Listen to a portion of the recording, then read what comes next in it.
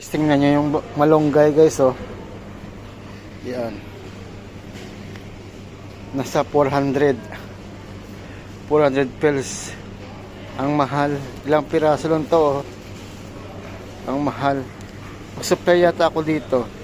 Sa Pilipinas to, nasa ano to, nasa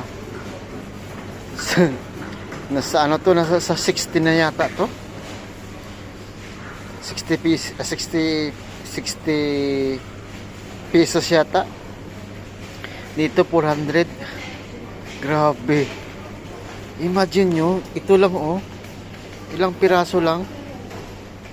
Ang mahal. Tingnan yung 400.